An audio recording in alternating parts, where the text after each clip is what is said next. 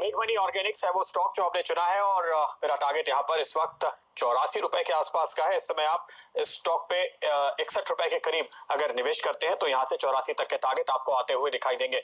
इस स्टॉक को चुनने की वजह, जैसे कि हम कल भी बात कर रहे थे कि केमिकल शेयरों में तेजी देखने को मिल रही है और एक ऐसा स्टॉक है जो पिछले 10-15 दिनों में कंसोलिडेट हुआ है और अब हमें लगता है कि यहाँ पे रिस्क रिवॉर्ड रेशियो बहुत अच्छा है। ऐसे मार्केट में जहां इस समय आप एक थोड़ा कूल ऑफ देख रहे हैं, आज की एक्सपायरी के बाद आपको कल से फिर अच्छी खरीदारी के मौके ही दिखाई देंगे बाजार में और ऐसी स्थिति में आपको ऐसे अच्छे स्टॉक्स चुनने चाहिए जो फंडामेंटली बेहतर है और वैल्यूएशन के लिहाज से रिस्क रिवॉर्ड रेशियो भी अच्छा बैठता है। तो ये बिल्कुल ऐसा ही स्टॉक है। ये कंपनी जो केमिकल्स, पेस्टिसाइड्स, पिगमेंट्स वगैरह के कारोबार में है।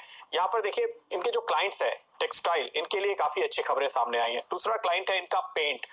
जब घरों के लिए इतने इंसेंटिव सरकार की ओर से आ रहे हैं और आज आरबीआई की ओर से भी पॉजिटिव संकेत आए हैं, रेट भी कम होने वाले हैं, तो पेंट के लिए अच्छी खबर आती हुई। एल्यूमिनियम एक और इनका कस्टमर सेक्टर है और वहां पर भी हम देख रहे हैं कि ग्लोबल तस्वीर अब थोड़ी थोड़ी बेहतर होती हुई नजर आ रही है। तो उन सभी की तरफ से एक अच्छी डिमांड दिखाई देने की पूरी उम्मीद यहाँ पर की जा रही है। हम आपको बताएं, पिछले 2 सालों में इसने करीब 35% अपनी सेल्स बढ़ाई है।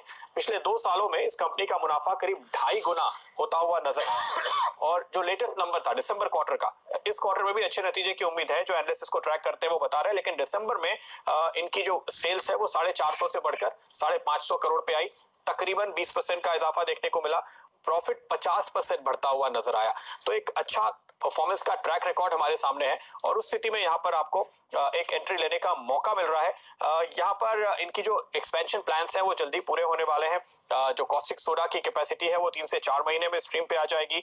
300 से 350 करोड़ रुपए के आसपास इनके रेवेन्यू में इस एक कैपेसिटी की वजह से जुड़ता हुआ दिख सकता है, ये एनालिस्ट हमें बता रहे हैं। और एक साथ ही नया क्लोरोमीथेन का प्लांट है, ये भी जल्दी स्ट्रीम पे आने वाला है और उसका इम्पैक्ट आपको अगले वित्त वर्ष के दौरान साफ तौर पर दिखाई देगा। यहाँ पर देखिए हमारा जो एस्टिमेट है, जो एनालिस्ट इसको ट्रैक करते हैं, 2-3 रिपोर्ट मैंने देखी है, उनके हिसाब से इसका ईपीएस तकरीबन 9 रुपए बैठता है। तो इस समय 60-61 रुपए के लेवल पर जहां ये चल रहा है, मुश्किल से 6 से 7 का भी पी नहीं है। तो वैल्यूएशंस यहाँ पे काफी अट्रैक्टिव नजर आते हैं, नतीजे काफी अच्छे हैं और आगे और भी बेहतर आने की उम्मीद है। तो इस समय इस बाजार में ऐसा स्टॉक जहां पर फंडामेंटल्स मजबूत है और इस समय प्राइस के लिहाज से भी अट्रैक्टिव है, रिस्क रिवॉर्ड रेशियो, आप इस बाजार में, गिरते बाजार में सामने खड़े होकर यहां खरीदारी कर सकते हैं, ऐसा हमें लगता है। इस स्टॉक पर हम आपको इस समय तेजी का कॉल दे रहे हैं और मेरे टारगेट यहाँ पर 84 रुपए के आसपास है। हालांकि काफी एनालिस्ट जो इसको ट्रैक करते हैं वो इससे ऊपर के टारगेट रखते हैं और हम यहाँ पर फिलहाल इसी टारगेट के साथ चलने की राय देंगे।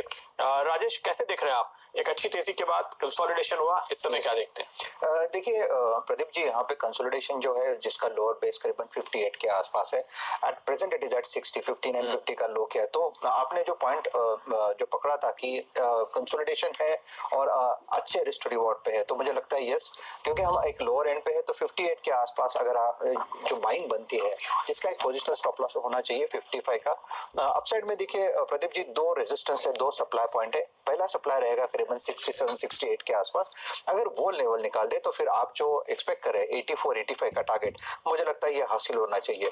इसका जो टाइम फ्रेम रहेगा, जो आपको होल्डिंग रखना पड़ेगा, मुझे लगता है करीबन 1 से 2 महीना आपको इसका जो पोजीशन है लॉन्ग मेंटेन करना पड़ेगा।